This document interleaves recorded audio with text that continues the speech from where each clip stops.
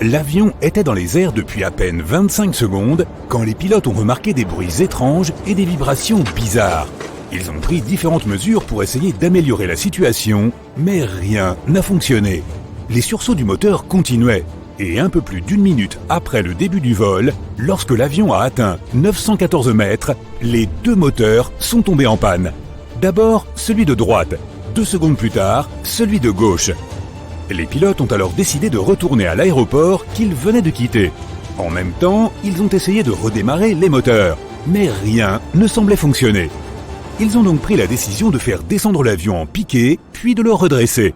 Cela les aiderait peut-être à gagner un peu de vitesse, mais ils ont vite compris qu'ils n'arriveraient pas jusqu'à l'aéroport. L'avion allait-il s'écraser? C'est alors que le miracle de Gottrora s'est produit. Le matin précédant le vol avait commencé comme d'habitude. Procédure d'avant-vol régulière.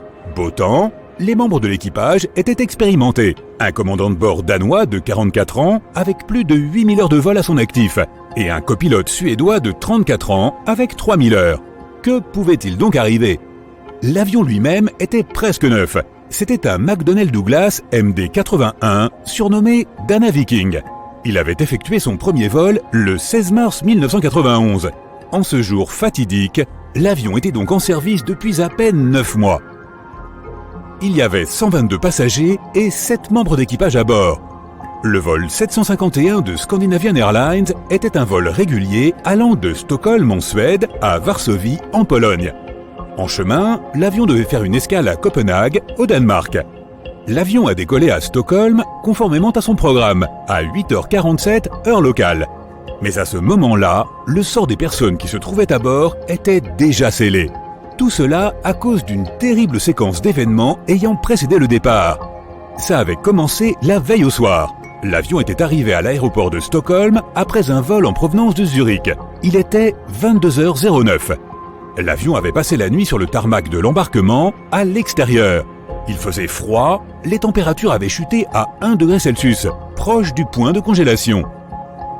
Ce qui rendait la situation encore plus mauvaise, c'est qu'il restait encore près de 2700 kg de carburant glacé, refroidi pendant le vol, à l'intérieur des réservoirs situés dans les ailes. Si le carburant était si froid, c'est parce que l'avion avait volé à l'altitude de croisière, où la température de l'air à l'extérieur de la cabine varie à cette époque de moins 52 degrés Celsius à moins 62 degrés Celsius. Le vol depuis Zurich avait duré environ 1 heure et 40 minutes. Peu après minuit, un technicien était venu vérifier l'appareil. L'homme avait dû retirer de la neige fondue du train d'atterrissage. Sinon, il n'aurait pas pu l'examiner. Vers 2 heures du matin, au moment de repartir, il avait constaté que du givre recouvrait la partie supérieure des ailes. Au matin, la situation était devenue encore plus grave. Une couche de glace transparente, presque invisible, s'était formée sur le dessus de celle-ci. L'avion devait quitter la porte d'embarquement vers 8h30. 1 heure avant le départ, le mécanicien en charge de l'avion s'était rendu compte qu'un peu de glace recouvrait à présent le dessous des ailes. Il avait décidé de s'assurer qu'il n'y en avait pas également sur le dessus. Il avait grimpé sur une échelle et posé un genou sur l'aile. Puis il s'était penché pour toucher la partie avant de l'aile. Il n'y avait pas de glace, juste de la neige fondue. Le mécanicien avait alors décidé de vérifier que tout allait bien au niveau de l'entrée d'air de l'un des moteurs. Il n'avait rien trouvé là d'anormal. Peu après, le personnel avait utilisé plus de 1000 litres de liquide de dégivrage pour éliminer la glace de l'avion. Le mécanicien avait consulté le commandant de bord et ordonné au personnel de dégivrer également le dessous des ailes. Après tout, il avait vu de la glace à cet endroit. Mais personne n'avait pensé à revérifier s'il y avait de la glace transparente sur le dessus. Après avoir terminé la procédure, le mécanicien avait dit au commandant de bord « Nous avons fini, le dégivrage est terminé ». Il y avait beaucoup de neige et de glace, mais tout est à présent en ordre. Le commandant de bord l'avait remercié et avait poursuivi les procédures d'avant-vol. L'avion roulait à présent jusqu'à la piste. Les systèmes antigel de ses moteurs étaient allumés et n'indiquaient aucun dysfonctionnement. Mais plusieurs passagers ont affirmé plus tard avoir vu de la glace glisser sur la partie supérieure des ailes pendant que l'avion décollait. Pourtant, l'avion a réussi à quitter le sol et s'est dirigé vers Varsovie comme d'habitude. Mais peu après le décollage, plusieurs morceaux de glace se sont détachés. À pleine vitesse, ils sont venus percuter les turbines des moteurs près de la queue des deux côtés de l'avion, démolissant les pales. Cela a entraîné une surtension en divers endroits, et ce qui s'est passé ensuite est entré dans l'histoire. Quelque part dans la cabine, le commandant de bord de Scandinavian Airlines, Per Holmberg, qui était à bord en tant que passager, a remarqué que quelque chose n'allait pas. Il a d'abord informé le membre d'équipage assis sur le strapontin arrière que le moteur droit surchauffait. Ils ont ensuite essayé de contacter le commandant et son copilote, sans succès. Le commandant passager s'est alors précipité dans le cockpit et a demandé s'il pouvait aider les pilotes. Le copilote lui a donné la liste de contrôle d'urgence et le commandant lui a demandé de démarrer le groupe électrogène auxiliaire, une petite turbine à gaz située dans la queue de l'avion. Les conseils et l'aide de Holmberg ont été précieux, mais ont-ils suffi à sauver l'avion et les personnes qui se trouvaient à son bord? Lorsque l'avion est sorti de l'épaisse masse de nuages à une altitude de 270 mètres, les pilotes se sont rendus compte qu'ils n'auraient pas assez de temps pour retourner à l'aéroport. Un atterrissage d'urgence était inévitable. Le commandant passager a transmis l'ordre au personnel de cabine qui a commencé à préparer les passagers. Il y avait un vaste champ au nord de là où se trouvait l'avion, mais le commandant savait qu'il n'aurait pas assez de temps pour l'atteindre. Il a donc choisi un champ beaucoup plus petit au milieu d'une zone boisée. Ce n'était pas loin du village de Gottrora, dans l'Uppland, en Suède. L'avion était à peine à 420 mètres au-dessus du sol lorsque le commandant passager a commencé à sortir les volets. À 55 mètres, le commandant a informé Stockholm « Nous nous écrasons au sol ». 7 secondes plus tard, l'avion a heurté plusieurs arbres et a perdu un gros morceau de son aile droite. À ce moment-là, le train d'atterrissage était déjà sorti et la vitesse était de 224 km/h. Quelques instants plus tard, la queue de l'avion a frappé le sol et s'est détachée. L'avion a continué à glisser sur le champ, toujours à grande vitesse. Il a parcouru 110 mètres, son train d'atterrissage principal laissant de grandes traces sur le sol. Peu après, l'appareil a perdu son train d'atterrissage principal et son train avant. Son fuselage s'est brisé en 3. Par miracle, il n'y a pas eu d'incendie. Si tu regardes les photos du crash, à savoir l'avion en morceaux éparpillés un peu partout sur le terrain, il est difficile de croire que les 129 personnes à bord ont survécu. C'est véritablement miraculeux. Mais c'est aussi grâce à la réaction rapide du personnel de bord et aux instructions qu'ils ont données aux passagers. Ils n'ont pas paniqué et ont dit aux gens de se mettre en position de sécurité juste à temps pour éviter le pire. Plus surprenant encore, presque tous les passagers, à l'exception de 4 personnes, ont réussi à sortir de l'avion par leurs propres moyens. Pas étonnant que cet accident ait été surnommé le miracle. L'avion, cependant, n'a pas eu autant de chance. Cet appareil vieux de 9 mois seulement a été tellement endommagé qu'on l'a immédiatement mis hors service. Tout le monde a salué l'intervention des pilotes. C'était un atterrissage incroyablement difficile, surtout à cette vitesse et dans ces conditions si dangereuses. Le commandant de bord lui-même a avoué que peu de pilotes ont ainsi l'occasion de mettre en pratique tout ce qu'ils apprennent pendant leur formation. Du moins, pas à un tel point. Il a dit qu'il était fier de son équipage et soulagé que tout le monde ait survécu. Et il n'a plus jamais piloté d'avion de ligne. As-tu déjà entendu parler d'une île qui serait régulièrement attaquée par les requins? Depuis des siècles, les gens qui y vivent ne sont pas parvenus à trouver un moyen d'y mettre fin. Ils ne peuvent pas non plus comprendre pourquoi les requins y reviennent si souvent. Alors, que se passe-t-il? Pourquoi ces prédateurs continuent-ils de rôder autour de cette île spécifique tout en semblant délaisser complètement les autres? Rendons-nous sur place et tâchons de le découvrir. Le 22 juillet 2015, les eaux bordant l'île de la Réunion étaient claires et limpides. La partie ouest de l'île, Saint-Leu, avait toujours été un excellent spot pour le surf. Mais en cette agréable journée ensoleillée, l'un des habitants a bien failli perdre la vie. Un requin bulldog de près de 2 mètres est apparu de nulle part. Une fois près du rivage, il s'est soudain précipité sur le surfeur Rodolphe Arieghi. Son ami, médecin et professeur de géographie à l'Université de la Réunion, Erwan Lagabriel, se trouvait non loin à ce moment-là, en pleine conversation avec 2 autres surfeurs. Tout à coup, ils ont entendu du bruit. Réalisant que c'était son ami, Lagabriel s'est précipité pour l'aider. Le requin ne se trouvait qu'à 20 mètres de lui. Le médecin s'est précipité vers Arieghi, même s'il ne comprenait pas exactement ce qui était en train de se passer. Au début, l'eau autour du surfeur était constellée d'écume blanche. Elle a ensuite commencé à virer au rose, puis au rouge. La Gabrielle dirait plus tard que cela avait été l'une des choses les plus effrayantes qu'il ait vues de sa vie. Heureusement, quand il s'est approché, le requin était déjà parti. La Gabrielle savait que dans la plupart des cas, il n'y a pas de seconde attaque. Il s'est donc dépêché de secourir son ami. Il leur a fallu un certain temps pour regagner le rivage. Lorsque la Gabrielle a tiré son ami sur la plage, il a immédiatement fait un garrot avec la laisse d'une planche de surf. Après cela, Arriegui a été emmené d'urgence à l'hôpital. Heureusement, cette histoire ne se termine pas trop mal. Bien que l'homme de 45 ans y ait laissé un bras, il a tout de même survécu. Mais il aura été l'un des rares chanceux, car cette terrible histoire n'est qu'une parmi les dizaines à s'être produite sur l'île de la Réunion au cours des dernières décennies. L'île de la Réunion se situe dans l'océan Indien. Elle se trouve non loin de Madagascar, avec sa voisine, l'île Maurice. Toutes deux se situent à la même latitude que l'Australie. Ces deux îles sont d'ailleurs assez similaires. Elles ont presque le même climat et les mêmes conditions naturelles, ainsi que des langues et des cultures semblables. Mais il existe une énorme différence entre les deux. À l'île Maurice, les gens peuvent se détendre et s'amuser dans les eaux chaudes de l'océan, faire de la plongée et observer les dauphins. Pendant ce temps, à La Réunion, les habitants ont peur, ne serait-ce que de mettre leurs doigts dans l'eau. Mais pourquoi cela ? Malheureusement, La Réunion a acquis une solide réputation d'île aux requins. En 2018, 56 attaques s'y sont produites. De 2011 à 2016, leur nombre a représenté 16% des attaques de requins dans le monde.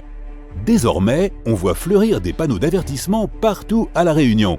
Les pêcheurs et les habitants du coin ont commencé à discuter d'options de piégeage des requins à grande échelle. Les autorités interdisent d'ailleurs aux gens de se baigner presque partout, sauf dans quelques endroits plus ou moins protégés, comme un lagon corallien par exemple. Et pourtant, tout pêcheur ou océanographe sait que les requins peuvent facilement pénétrer dans ces anneaux de corail. En d'autres termes, les habitants et les touristes ne peuvent guère se sentir en sécurité où que ce soit sur l'île. Pendant ce temps, à l'île Maurice, une seule attaque se serait produite depuis les années 80. Les gens viennent ici pour se détendre et tout se passe généralement bien. La question demeure donc, pourquoi diable La Réunion est-elle si malchanceuse ? Le docteur Lagabrielle, notre sauveur mentionné plus tôt, s'est donné pour objectif d'expliquer cet étrange phénomène. Son étude a montré qu'au cours des 30 dernières années, la probabilité d'une attaque de requin à La Réunion avait été multipliée par 23. Et dans 9 cas sur 10, il s'agit en fait d'un requin bulldog. Si tu n'en as jamais entendu parler, cette créature ressemble exactement à ce que tu imagines quand tu entends le mot requin. C'est l'une des espèces les plus répandues et celle que l'on voit souvent apparaître dans différents films et autres dessins animés. Ces requins vivent dans les eaux tropicales et subtropicales de tous les océans. Le plus souvent, on les trouve, oui, tu l'as probablement déjà deviné, dans les eaux méridionales entre l'Australie et l'Afrique du Sud. Cet endroit est même surnommé l'autoroute des requins, parce que ces prédateurs aiment vraiment rôder par ici. C'est aussi l'une des espèces de requins les plus agressives, et elle est très dangereuse pour l'homme. Malheureusement, elle est aussi très tolérante aux différents degrés de salinité de l'eau, ce qui signifie qu'ils peuvent même s'aventurer dans l'eau douce sans trop d'encombre. Mais pourquoi les attaques de La Réunion se produisent-elles si souvent ? Eh bien, il existe de nombreuses théories et de nombreux facteurs différents qui pourraient jouer un rôle dans tout cela. Marc Soria, chercheur à l'Institut de recherche pour le développement, a décidé de mener une étude avec son équipe. Ils ont passé 3 ans à rassembler des données sur 45 requins tigres et 38 requins bulldogs vivant dans les eaux locales. L'Institut a soutenu cette étude. Elle a également été financée par 3 fondations de recherche, régionales, nationales et européennes, ce qui tente à souligner la gravité du problème. Et maintenant, voici les principales théories développées par l'équipe de Soria et Lagabrielle. La première pointe vers une pêche excessive. Les experts suggèrent que la pêche sur le long terme et l'élimination des petits requins de récif, qui rivalisaient avec ces requins dangereux pour la nourriture et le territoire, ont fini par entraîner ces conséquences dramatiques. Hélas, lorsque les requins bulldogs prédateurs ont commencé à manquer de nourriture, ils n'ont plus qu'à aller la chercher près de la côte. Pour les requins bulldogs, les surfeurs de La Réunion ressemblent à des proies maladroites et affaiblies, et donc à un repas facile. De plus, alors qu'à l'île Maurice, les surfeurs ont tendance à se rassembler près des plages, à La Réunion, ils choisissent des endroits où les vagues se brisent sur des récifs coralliens. Et c'est exactement là que les requins vont chercher leur pitance. Donc, forcément, tu vois le tableau.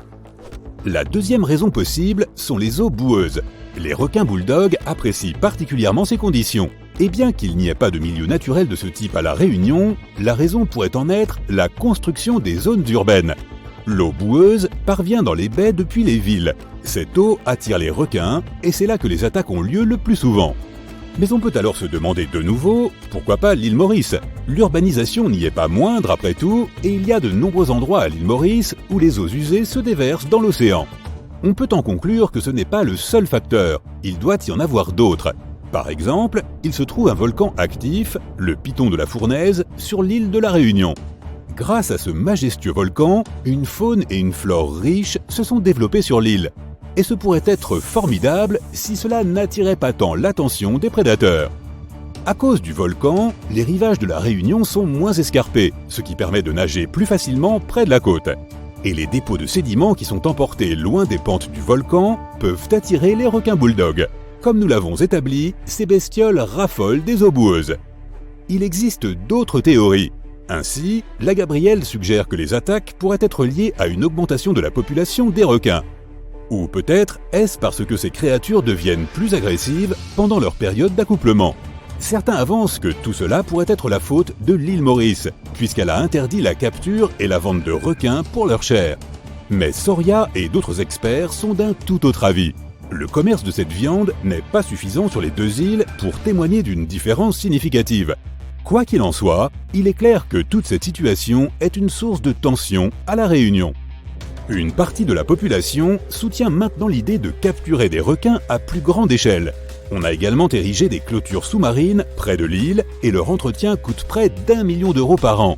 Cela peut sembler assez extrême, mais aux grands mots, les grands remèdes. En dépit de toutes ces histoires terribles, généralement, les requins sont loin d'être aussi dangereux que nous le pensons. Ils n'attaquent presque jamais les plongeurs, sauf si quelqu'un les provoque. Les plongeurs expérimentés comparent d'ailleurs souvent les requins aux chiens errants. Il ne faut pas tant craindre ces animaux que les respecter. En tout état de cause, nous ne pouvons qu'espérer que La Réunion parviendra à résoudre ce problème et que les gens pourront un jour se baigner dans ces eaux paradisiaques. Tu as prévu de passer tes vacances d'été en Afrique. Ta destination finale sera le désert du Sahara. Il est situé dans le nord du continent et s'étend de l'océan Atlantique à la mer Rouge. Tu es impatient de monter à dos de chameau et de découvrir les très riches cultures de la région. Après un long voyage en avion, te voilà enfin arrivé. Tu es dans le plus grand désert chaud du monde. Savais-tu qu'il fait 9,2 millions de kilomètres carrés? Après avoir bu des litres d'eau glacée, tu es enfin prêt pour ta première aventure. Ton guide te propose de choisir. Tu peux choisir 2 semaines à visiter différentes oasis ou tu peux aider les locaux à résoudre un mystère persistant. Au plus profond du désert, non loin de la ville de Fogaret-Ezwa, quelque chose de très étrange t'attend. Un ensemble d'immenses cercles sont dessinés dans le sable. Il y en a des dizaines, et ils s'étendent sur des kilomètres en ligne droite. On les a découverts grâce aux images de Google Earth il y a plusieurs années de cela. Et depuis lors, ils font l'objet de débats sans que personne ne parvienne à percer leur mystère. Le plus curieux, c'est qu'ils se trouvent à des kilomètres de toute activité humaine, loin des villes et des routes.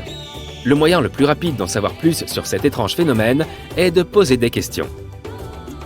Alors tu prends ton carnet et tu pars interroger les gens du coin. N'importe qui peut être utile. Les géographes comme les anthropologues, les doyens des villages, les historiens. La première personne à qui tu parles est un cartographe. Tu dois savoir si ces cercles sont authentiques ou ne sont qu'une erreur d'imagerie satellite. T'adresser à ceux qui travaillent pour Google Earth est donc une bonne idée. Et tu apprends que les cercles sont bien réels. On peut les voir sur des photos prises à différentes époques. Ensuite, il te faut comprendre pourquoi ils sont là. Au bout de 2 jours d'interview, tu as une première piste. Ces cercles pourraient être le résultat de l'activité pétrolière. Selon les experts, cette hypothèse est tout à fait plausible. L'Algérie est riche en ressources naturelles, tu te dis donc que c'est possible. En général, lorsque les compagnies souhaitent savoir si le sol vaut la peine d'être creusé, elles font d'abord appel à des sismologues.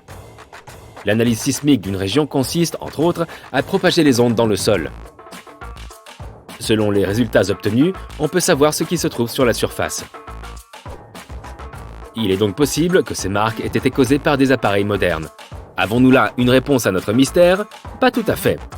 Comme tu le sais, le désert du Sahara est l'une des zones les plus sèches de la planète. Les températures moyennes en été y dépassent les 40 degrés Celsius. Pour survivre, les habitants doivent par conséquent avoir accès à de l'eau. Ces cercles pourraient donc tout aussi bien être ce qu'il reste depuis très ancien. Encore une fois, je dirais que c'est assez plausible. Et si on vérifiait tout ça? Certains anthropologues ont convenu que ces cercles pourraient être d'anciennes fogaras. La fogara d'Afrique du Nord est une méthode de captation d'eau vieille de 2500 ans. C'est un type de kana, une galerie souterraine spécifique à cette région septentrionale. Les habitants creusaient d'abord un premier puits suffisamment profond pour accéder aux nappes souterraines. Ensuite, ils creusaient des puits parallèles à des distances régulières. Puis, ils creusaient une galerie pour relier leur village au puits. Grâce à la seule gravité, l'eau s'écoulait du puits vers la ville. Cette technologie traditionnelle fournissait de l'eau aux cultures, au bétail et aux humains. Ce sont vraisemblablement ces puits qui ont rendu possible la création d'oasis artificielles. Le nom même de la municipalité la plus proche en est une indication. Fogaret Ezoa provient sans doute des fogaras, ces anciens puits. Te voilà donc sur une très bonne piste. Tu décides de t'y rendre pour en juger par toi-même. Tu montes dans un car, tu t'assieds et tu profites du voyage. Le nord de l'Algérie regorge de villages très anciens. Tu aperçois même des vestiges de puits pendant ton trajet, juste à la périphérie des villages. En consultant les images satellites de Google, tu te dis que ces marques sont très certainement dues au Kana, une série de trous creusés sur plusieurs kilomètres. Mais dès ton arrivée, tu te rends compte que tu te trompes. Dale Lightfoot, l'un des plus grands spécialistes des Kanas de la planète, a déclaré que ces cercles n'étaient absolument pas des fogaras. Même les images satellites le confirment. Oh oh, nous étions pourtant si proches! Apparemment, les Kanas et les fogaras n'étaient pas creusés en ligne droite. Et ils n'avaient en aucun cas la forme de cercle. Le fait qu'aucune ville ne semble reliée à ces marques est un indice de plus. Ces cercles étaient vraiment très éloignés de toute activité humaine. Et les Kanas servaient exclusivement à approvisionner les villages. C'était quand même bien tenté. Tu es sur le point d'abandonner tes recherches, mais tu décides de faire une toute dernière excursion. Les préparatifs prennent plusieurs jours. Véhicules tout-terrain, nourriture, équipement. Tout cela pour enfin percer le système des cercles du Sahara. Le premier jour, tu parcours plus de 160 km dans le désert. Cette partie du monde a toujours titillé ta curiosité. Les dunes dorées sont impressionnantes. Et le ciel nocturne est extraordinaire. Tu peux admirer toute la Voie lactée de là où tu es. Tu t'installes et tu passes toute la nuit sous la voûte étoilée. Le lendemain, la tension est palpable. Il n'y a pas de réseau cellulaire. Que faire? Par chance, tu as eu le temps de noter les coordonnées des cercles sur ta carte Google. Et par surprise, tu peux tout consulter sans connexion. Tu suis les coordonnées, mais tu te perds. Tu commences à être nerveux. Tu te dis que tout a été en vain. Mais avec ton équipe, vous remontez dans la voiture et vous roulez encore quelques kilomètres au-delà des coordonnées indiquées sur ton téléphone. Au bout d'un trajet très chaotique, tu n'en crois pas tes yeux. Tu as devant toi un immense cratère dans le sable. Il est entouré de 12 trous plus petits. Du ciel, ça ressemble à une horloge, sans les aiguilles bien sûr. Mais de ta position, les marques sont à peine visibles. Tu aurais pu passer devant sans les voir. En explorant la zone, tu remarques quelque chose de similaire dans tous ces trous. Des câbles de métal, de longs câbles que tu peux tirer du sol. Comme ils sont profondément enterrés, tu commences à creuser, et quelque chose commence à apparaître. Oh oh, on dirait de la dynamite. En voilà une surprise. Mieux vaut arrêter de creuser et éviter un accident. Tu es satisfait de ce que tu as découvert, mais toujours curieux. Que fait là toute cette dynamite? D'où provient-elle? Ton aventure est sur le point de prendre un tour nouveau. En marchant vers ta voiture, tu vois quelque chose qui brille par terre. Tu t'approches de l'objet avec curiosité. Il est arrondi, tout rouillé et ressemble à une boîte de sardines. Qu'est-ce que ça fait ici? Il s'agit d'un nouvel indice sur le mystère des cercles. À tout hasard, tu le ramasses et l'emportes avec toi. De retour en ville, les différentes pièces du puzzle commencent à t'apporter des réponses. Tu montres tes photos et la boîte de sardines à des experts locaux. Ils analysent tout ce matériel et te livrent un verdict étonnant. Il s'avère que tu étais sur la bonne piste dès ta première hypothèse. Mais que s'est-il donc passé? Pourquoi était-il nécessaire de continuer à creuser? Eh bien, parce que cette hypothèse n'était qu'à moitié correcte. Les cercles du Sahara n'ont rien à voir avec la prospection sismique. À l'époque de leur formation, cette technologie n'existait même pas. Mais ils sont assurément liés à l'exploration pétrolière. On remplissait autrefois la terre de dynamite pour trouver de l'or noir. Ce sont les entreprises de prospection des ressources souterraines qui sont à l'origine de ces cercles. Et les boîtes de sardines? Ce sont les ouvriers chargés des travaux qui les ont laissés là. Il fallait bien qu'ils mangent, n'est-ce pas? En analysant la conserve, on a constaté que toute cette histoire remonte aux années 50 et 60. Les cercles ne sont donc pas si anciens que ça. Ils sont même plutôt modernes. Eh bien voilà. J'espère que tu t'es amusé à nous suivre dans la résolution de ce mystère. Et on se retrouve très bientôt pour une nouvelle aventure. Tu sais, la NASA n'explore pas seulement les étoiles, les planètes, les galaxies et les trous noirs. C'est difficile à croire, mais c'est vrai. L'agence américaine fait aussi des découvertes ici, sur notre planète. Alors, qu'est-ce que la NASA a découvert récemment? Y a-t-il de la vie sous la glace? Après avoir analysé des données, ils ont révélé que quelque chose d'incroyable se cachait sous la glace de l'Antarctique. Et cette découverte ne change pas seulement tout ce que nous savions sur l'ensemble du système hydrique de la Terre, mais elle pourrait aussi aider dans nos recherches sur la vie dans l'espace. L'existence de l'humanité pourrait dépendre de notre compréhension de l'Antarctique et de ses secrets. Ces récentes découvertes révèlent donc des informations vitales pour notre survie. Mais avant de continuer, voyons ce que tu sais de cet endroit où tout n'est que glace à perte de vue. L'Antarctique est l'un des 7 continents de la planète, situé dans l'hémisphère sud. C'est le 5e plus grand continent en termes de superficie totale. Cela signifie qu'il fait presque 2 fois la taille de l'Australie. Tu veux voir de vrais météorites? Va en Antarctique. Grâce à son climat sec, l'Antarctique est l'un des meilleurs endroits au monde pour observer l'espace. Mais ce qui est encore mieux, c'est que tu peux trouver des météorites dans la surface blanche du continent. Les scientifiques ont déjà extrait environ 45 000 météorites de la glace. Et ils pensent en avoir détecté au moins 300 000 autres. Comme il n'y a pas beaucoup de roches sur ce continent, il est assez facile pour eux de les repérer grâce à leur couleur sombre. L'environnement sec et désertique de l'Antarctique favorise aussi leur préservation, même celles qui sont tombées sur Terre il y a plus d'1 million d'années. Et peux-tu imaginer une activité volcanique en Antarctique? Difficilement. Pourtant, c'est bien l'endroit où le feu rencontre la glace. C'est en Antarctique occidentale que l'activité volcanique est la plus importante. Les scientifiques ont récemment découvert qu'il existe 138 volcans rien que dans cette partie du territoire. Eh oui! Tu crois probablement qu'il fait toujours très froid en Antarctique, mais non. Ces régions côtières peuvent atteindre une température de 10 degrés Celsius. Mais t'es-tu déjà demandé à quoi ressemblerait l'Antarctique s'il n'y avait pas de glace? Cela peut sembler inimaginable maintenant, mais ce continent n'a pas toujours été recouvert de glace. D'accord, c'était il y a 34 millions d'années. Donc jusqu'à présent, personne ne pouvait savoir à quoi ressemblerait sa surface sans la glace. Mais la NASA a remédié à cela. Ils ont créé des simulations informatiques et ont dressé la carte la plus précise du continent à ce jour. Et ce qu'ils y ont vu est incroyable. Le continent n'est pas du tout plat comme on le croyait auparavant. Il est plutôt bosselé avec des vallées, des plaines ondulées et de hautes montagnes. Mais ce n'est rien à côté de ce qu'ils ont découvert sous la glace de l'Antarctique. Alors, qu'est-ce que c'est? Roulement de tambour, s'il vous plaît. La NASA a trouvé 2 nouveaux lacs subglaciaires. Et ce qui est encore plus cool, c'est qu'ils ont repéré ces lacs depuis l'espace. Comment est-ce possible? Si ta réponse est grâce à des satellites high-tech, alors tu as raison. En 2003, la NASA a lancé un satellite appelé IceSat, qui a mesuré la masse de la calotte glaciaire et la hauteur des nuages et des aérosols. Le satellite a aussi permis de créer cette carte de l'Antarctique sans glace. En 2010, l'Agence spatiale européenne a lancé un 2e satellite, Cryosat 2. Son objectif, suivre les changements d'épaisseur de la glace. Puis, en 2018, la NASA en a lancé un 3e, IceSat 2, pour prendre la relève d'IceSat. Il a mesuré l'élévation de la calotte glaciaire et l'épaisseur de la glace de mer.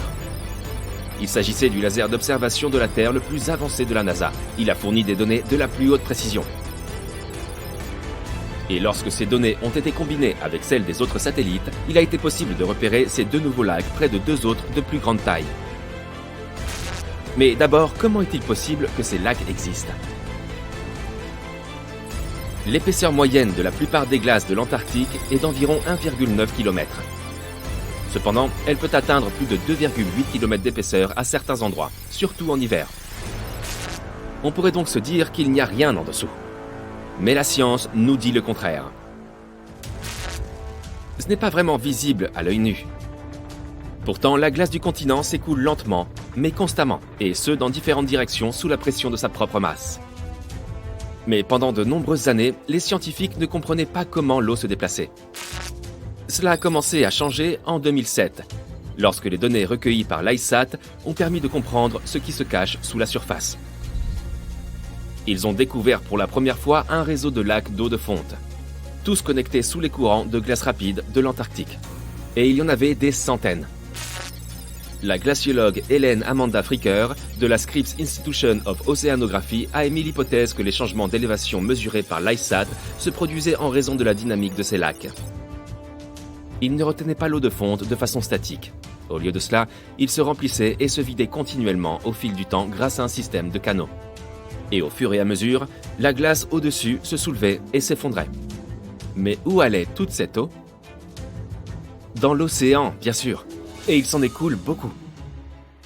Une étude récente, coécrite par Fricker, a révélé que l'écoulement des eaux d'un lac déverse pas moins de 750 milliards de litres dans l'océan en seulement 3 jours. D'innombrables mystères concernant les phénomènes naturels attendent encore d'être résolus. Mais la découverte de ces 2 nouveaux lacs donne aux scientifiques une meilleure idée de la vitesse à laquelle la calotte glaciaire de l'Antarctique se modifie à mesure que le climat se réchauffe, ainsi que de la façon dont cela affecte les courants océaniques et l'élévation du niveau de la mer. Le cycle de remplissage et d'écoulement des lacs provoque également des fissures et des crevasses sur la couche de glace. Les informations que les chercheurs trouveront dans ces nouveaux lacs leur permettront donc de mieux comprendre ce qui se passe à la surface de la glace. Ils pourront aussi évaluer comment ce système de remplissage et d'écoulement influence la vitesse à laquelle la glace glisse dans les océans et les mers. Et cela signifie qu'ils pourront évaluer comment l'eau douce ajoutée peut modifier les écosystèmes marins. Cette découverte peut également nous permettre de savoir si la vie existe sous la glace. Génial!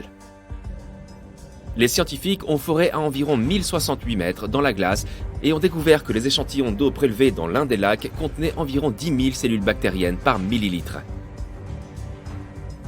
Un nombre aussi élevé de vie bactérienne est un bon signe, car cela signifie que les eaux glacées pourraient aussi abriter ces formes de vie plus développées, comme des micro-animaux. Et l'un de ces nouveaux lacs pourrait même être l'endroit où ils vivent. Mais le plus fascinant, c'est que ces nouveaux lacs pourraient les aider à comprendre si la vie est possible sur d'autres planètes. Les scientifiques pensent que la vie sous la surface gelée de la planète Mars, s'il y en a, pourrait correspondre au modèle observé dans les lacs de l'Antarctique. Il est donc possible qu'ils trouvent de nouvelles informations cruciales sur le type de vie qui a pu exister sur la planète rouge. Mais les hivers y sont plutôt rudes. La température la plus basse sur Terre est de moins 89,2 degrés Celsius. En 2010, la température est même tombée à moins 93,2 degrés Celsius. Et le ressenti de ce froid est bien pire en raison des vents forts et secs. Savais-tu que la superficie de la glace de l'Antarctique change aussi tout au long de l'année ? Elle fait environ 3 millions de kilomètres carrés en été. Mais en hiver, elle atteint 19 millions de kilomètres carrés. Pourtant, malgré ces changements, elle reste le plus grand morceau de glace existant sur Terre. Désolé l'Arctique, c'était bien tenté. Tu as déjà vu des manchots ? Eh bien, ces animaux sont les maîtres des lieux, car il n'y a pas de peuple indigène en Antarctique. C'est un no man's land, et aucun pays ne le possède. Sa véritable population est constituée de 5 espèces différentes de manchots, de phoques et d'orques.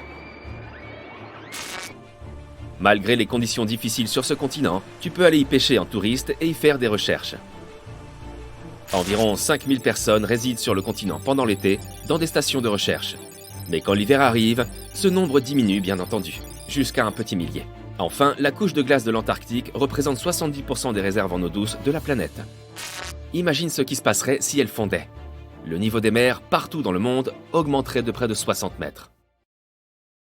La Louisiane compte de nombreux lacs pittoresques, mais l'un d'entre eux se distingue particulièrement de tous les autres. Ce lac profond est aussi calme que magnifique, mais son origine est étroitement liée à une catastrophe de grande ampleur qui a changé tout l'écosystème de la région. Une catastrophe à laquelle les habitants, par un miracle extraordinaire, ont réussi à survivre et qui s'est produite à cause de l'erreur d'une seule personne. Afin de découvrir l'incroyable histoire du lac Peigneur, nous allons remonter d'une quarantaine d'années dans le temps.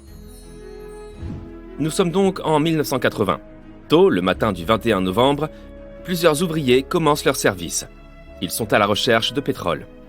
La foreuse, installée sur une plateforme au milieu du petit lac Peigneur, est un élément important de cette histoire. Ce lac fait environ 3 mètres de profondeur. Si un basketteur adulte de grande taille se tenait debout en son centre, les bras levés, il garderait ses doigts secs à la surface de l'eau. Au début, tout se passe sans problème. Mais bien vite, la foreuse s'arrête. Il semble qu'elle se soit coincée au fond du lac. Les ouvriers essayent de la dégager, mais ils n'y parviennent pas.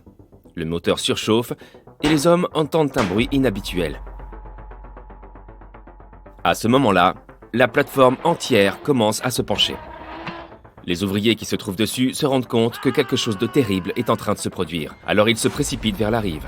Ensuite, un fort grondement se fait entendre. L'énorme plateforme de forage d'une valeur de 5 millions de dollars et qui fait la hauteur d'un immeuble de 15 étages s'enfonce lentement dans l'eau. Pourtant, le lac ne fait qu'un seul étage de profondeur. Alors comment est-ce possible ? Imagine l'eau qui se vide par la bonde de ta baignoire. Eh bien, c'est ce qui est en train d'arriver à ce lac. La foreuse a percé un petit trou dans les parois d'une mine de sel, dont les galeries traversent la roche sous le lac. Et maintenant, des millions de litres sont en train de se déverser dans ces galeries. La pression créée est 10 fois plus importante que celle d'une bouche d'incendie. Les mineurs découvrent la catastrophe. Pendant que l'eau inonde leur tunnel, ils essayent d'évacuer la mine.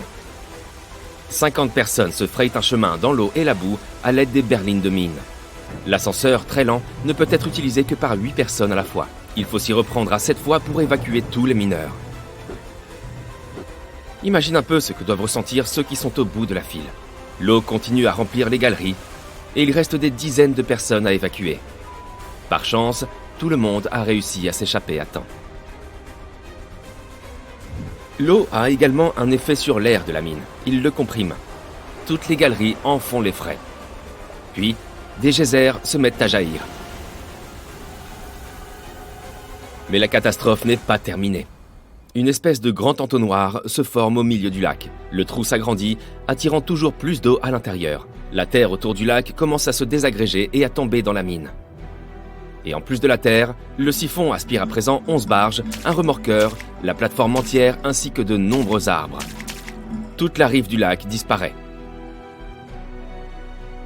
Il y a tellement d'eau dans le sous-sol qu'une rivière à proximité change même de cours. Maintenant, c'est toute l'eau des environs, et pas seulement celle du lac, qui inonde la mine. Le tourbillon s'agrandit. Sur le côté est en train d'apparaître une immense chute d'eau, d'une hauteur de 50 mètres, soit la hauteur d'un immeuble de 16 étages.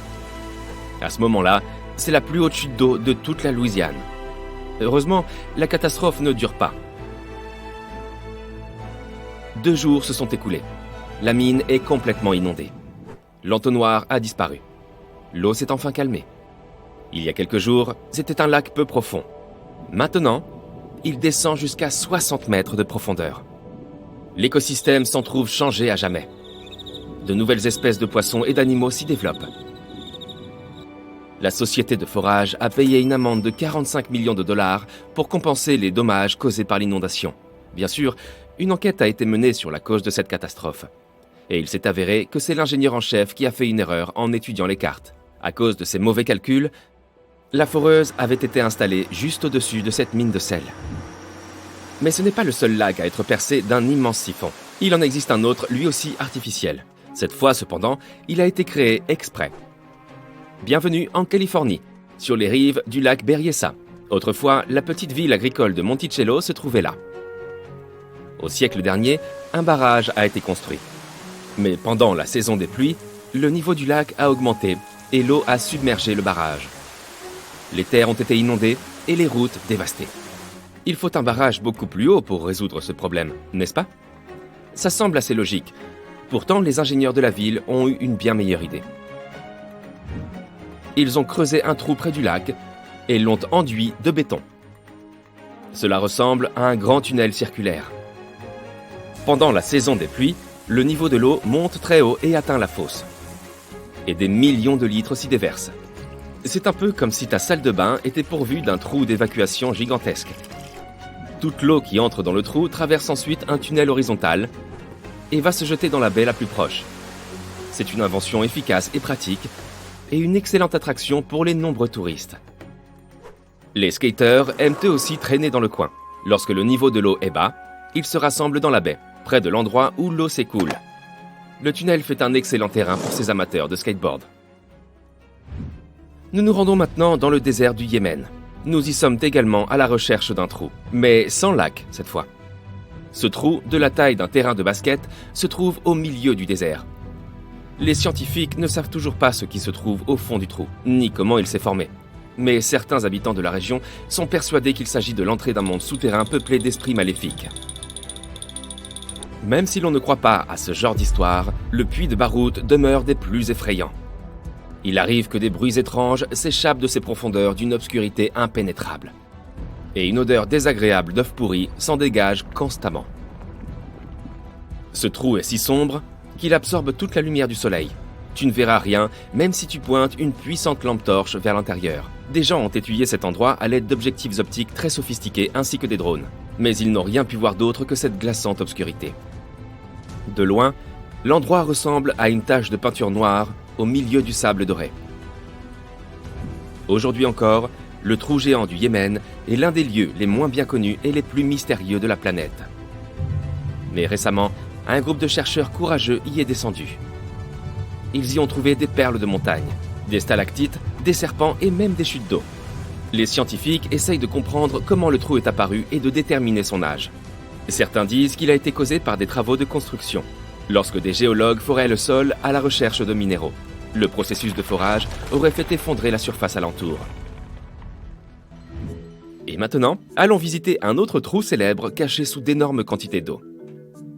Il s'agit de la fosse des Mariannes. C'est la fosse la plus profonde de la planète et elle est située dans l'ouest de l'océan Pacifique, près des îles Mariannes. Elle est si profonde qu'elle pourrait contenir un Everest et demi. Pour y plonger, tu auras besoin d'un équipement spécial capable de résister l'immense pression. Il faut un bathyscaphe robuste, avec une bonne réserve d'oxygène. C'est cher, mais le voyage en vaut la peine.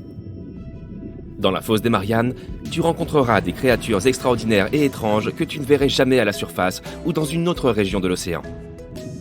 Des écrevisses toxiques et des micro-organismes qui se nourrissent d'une substance huileuse vivent ici. Il y a des poissons au corps transparent et tu verras leurs organes et leurs squelettes au travers de leur chair. Des monstres effrayants aux allures de baudroie nageront près de toi. Ces créatures ont l'air fragiles et inoffensives. Mais tu te trouves à l'intérieur d'un bathyscaphe fait d'alliage robuste de plusieurs métaux. Ici, la pression de l'eau ferait une crêpe d'une voiture ordinaire. Et ces poissons au corps transparent nagent tranquillement, comme s'ils passaient une journée à la piscine.